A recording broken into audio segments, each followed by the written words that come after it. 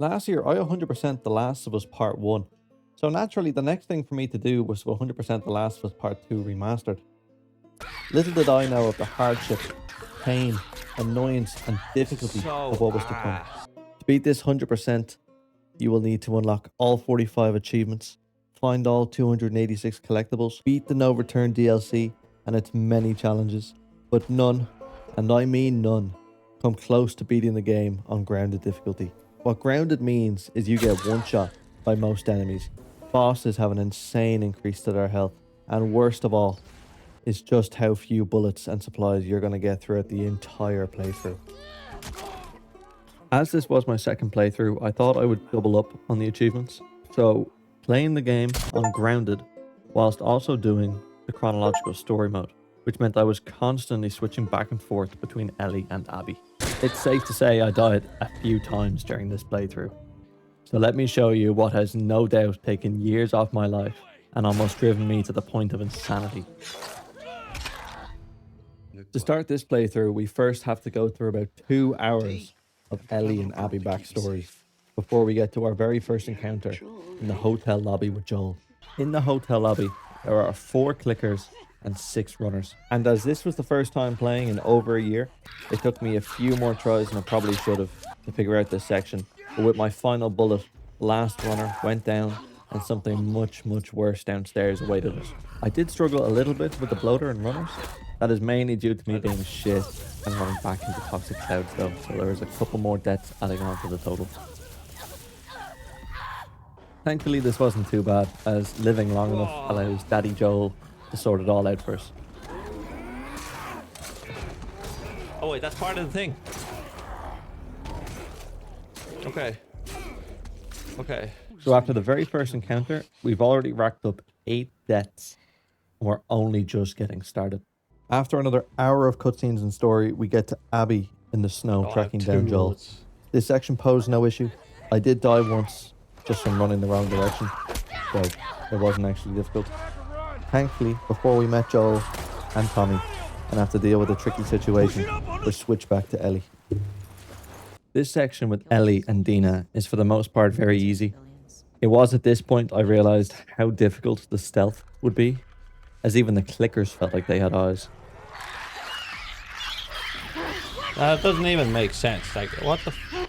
And it was from this that the one death in this area came from. Or so I thought, because the next area was the supermarket. Thankfully, I did have 3 bullets and a brick, so the 4 runners and 2 clickers weren't too much of an issue, besides the 2 times I died to them. I pick up the brick and die. That's crazy. With the final runner here taken care of with our trusty knife, we're back to Abby, who's not in a great spot.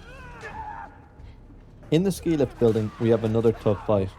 We have to defend Tommy alongside Joel, while countless runners and clickers attack us. Even though I did die 3 times, I'm honestly quite happy with that, considering my lack of ammo and resources. After Tommy finally managed to move the cable cart, we were done. It was now time for Abby to give Joel a gift for all his hard work. Please get up! Following Joel's failed permadeath attempt, we get a well-needed rest, as the parts to come just get worse and worse. The first area to properly and truly test my willpower and sanity is the train yard as Abby. Let's just say the death count gets a little higher.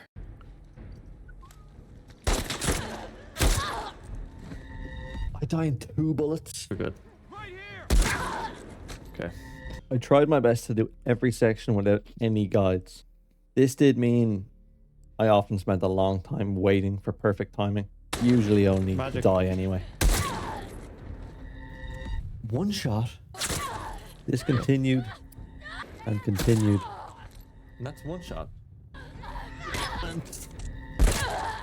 Where did your man? She didn't fucking turn. Until finally.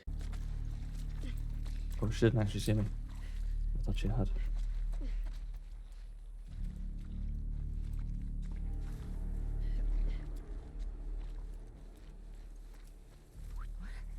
Got wolves here! Guys, up this way!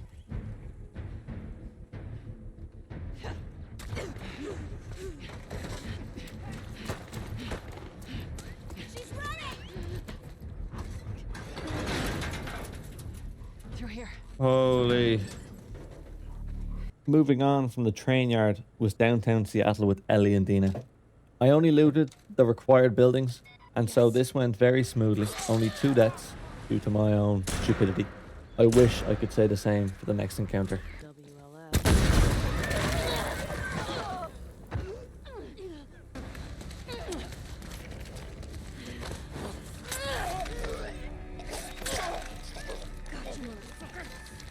This, as I'm sure many of you already know, is the school section. The school is truly hell on earth. They did a great job of bringing that feeling back. Normally I would list how many enemies there are, but this time I'm just going to say there's a lot. This starts with us having to take out 2 WLF soldiers before entering the school corridor. From here, the best strategy I found was to sneak to the right before making a break for it outside of the courtyard, where thankfully all the enemies from the corridor seem to just despawn or forget about you. On my first attempt, I made it up to the ledge just before the rooftop, where even though I was in stealth, 3 more soldiers spawned and sent me right back to the start. All the way back here? For real? Unfortunately, this turned out to be my best run for some time, as once again, dying became frequent.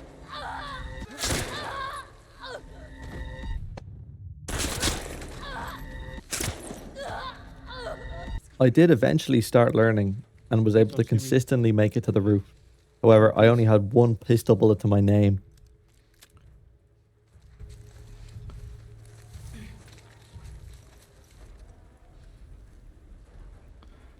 Fantastic, Dina. You are doing an amazing job. Here! What? How is that? How is that fair? You didn't even check under the right one. If it puts me all the way back, don't put me all the way back. Don't do that. Please. Are you for real? I'm going to let you all in on a secret technique that from now on in this playthrough is going to prove itself time and time again. No, don't. Running as fast as you possibly can. So close. So close. Now it will fail. Maybe once, maybe twice. But I can guarantee you eventually it will work. Bad. Although. Dina, open that fucking thing. That's what I was trying to get her to do earlier. She wouldn't do it. Okay. Damn, basically nothing changed from what I did. I've gotten to this window like 6 times.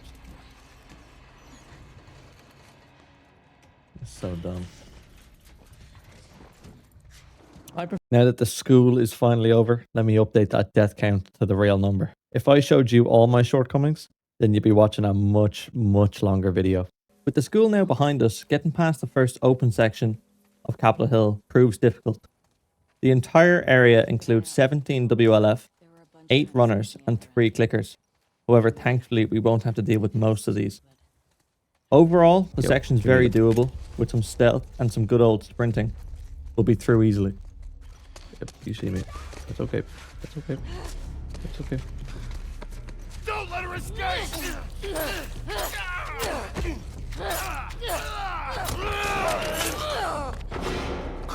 Yeah, we need to leave. Move!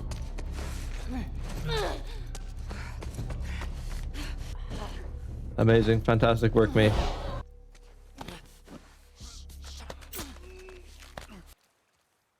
With Capitol Hill completed and the death count adjusted for, we make our way towards the radio station.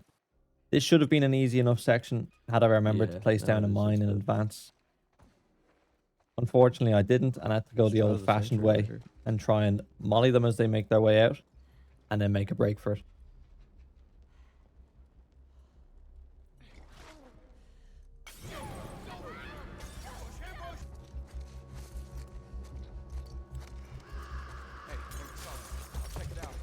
Don't worry, this section certainly wasn't without its failures. Where is there? What the What? I see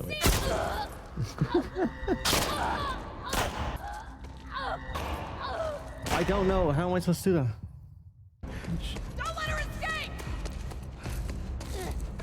We got them! Alright, we're chilling. Yeah, I have to run. Fuck! Dina, we gotta See, she just told me.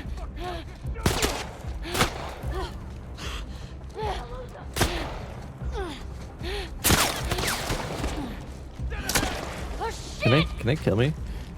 Or is it like guaranteed that they would just miss every shot? With the radio station completed, we move on to the last section of Zelly for a bit, this being the underground. After waking up some clickers to help distract the soldiers, we're able to slip by. We're not quite home free yet. After a couple attempts at sneaking past some shamblers and runners, on 2 separate occasions, we're finally in the clear where we can now switch back to Abby. What if Owen's somewhere else? Surprisingly, the Abbey parts went perfectly until the notorious forest restaurant encounter, where there's just so many enemies to deal with. After 12 attempts and developing a plan, because I started to learn where each clicker and shambler spawned, we finally escaped with the help of Lev through the ambulance. I still need to be pretty lights out now with the...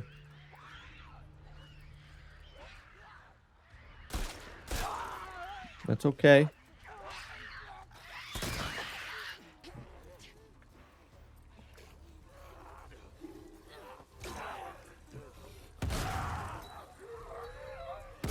Wolf, over here. We fly through the rest of Abby's sections with obviously a handful of deaths along the way, but no encounters had me stuck for long. And we're back with Ellie and Hillcrest. Yeah. The immediate problem we face is that we have little to no ammo, so stealth is required. However, we have the longest door opening animation in the game to deal with, at 10 seconds. So, how long does that door take to open?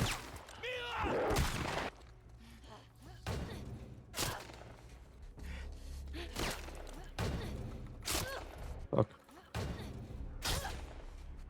How am I supposed to do this? Thankfully, with a little bit of luck, that no one decided to turn around and see me, we got through. I must seriously need her to open this quicker.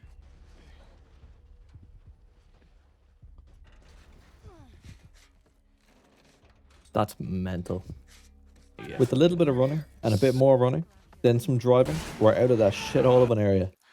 There were many, many deaths in this section, but I don't think you need to see them. Just know they happened.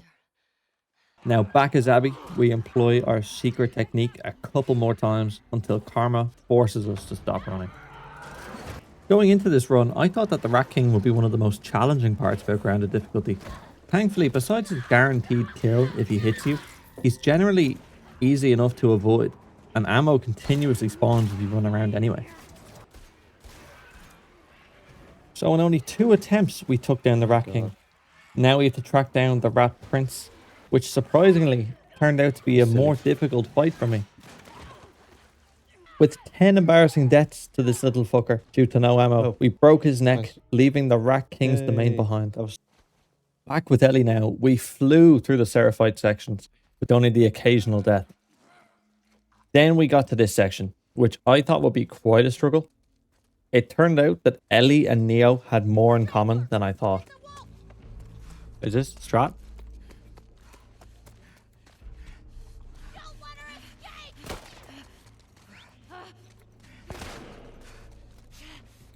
Oh, I'm getting a lot further than I thought I would.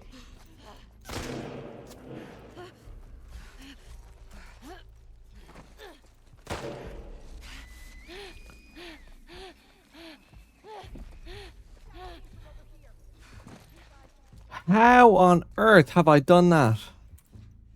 I'm not even going to get started on sneaking back into the hospital on Ellie. It got done, and you can watch that death counter tick up. Don't shoot, don't even bother. Following on from that was a part that I was truly dreading. This being the flooded city.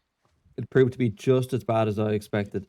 It felt like no matter where I went, I died. Go left, dead. Go right, dead again. After literally an hour and a half and dozens of tries, often close, often me touching the boat, all I needed was one lucky break. Get shot in the boat, and I'm literally 1 HP. Yeah. Oh, no way. Oh, no way. No way! Holy shit, I didn't get shot. As we drive on through and ignore as many enemies as possible, we end up at quite a well-known and famous boss fight.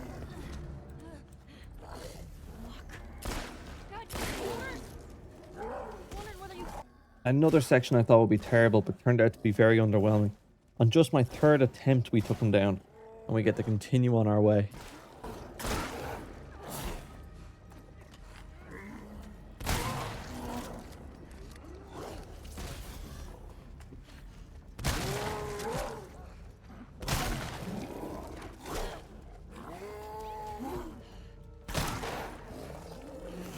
Like, how much ammo does this guy need? Okay, there we go.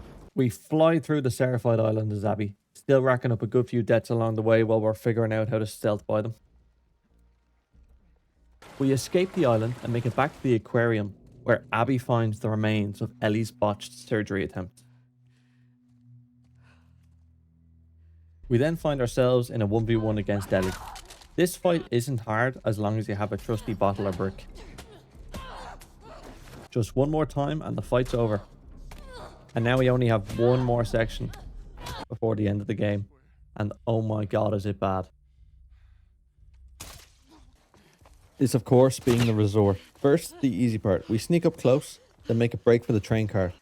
Through the fence, another bit of stealth, and we're into the main area. Now, I'm not proud to admit this, but just this section took me over 2 hours and 50 plus attempts.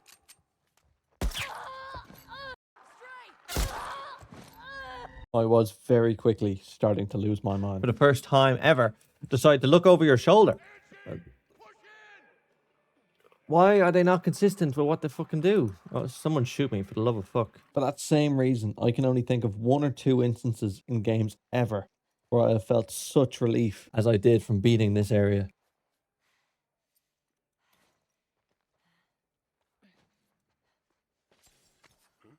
That could be her. Let's check it out. I got your back. In that building!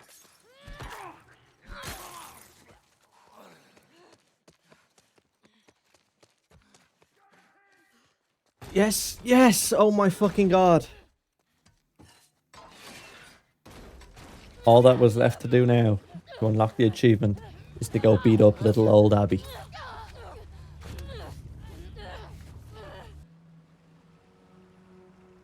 With that, one of the hardest achievements I've ever had to complete is over. With 30 hours and 349 deaths, all to hear and see this. Oh yeah. If you did watch until the end of my journey through grounded difficulty, thank you so much. I love 100% in games, and so if any of you have any recommendations for future games for me to do so, please drop them below. Thank you so much for watching, and bye bye.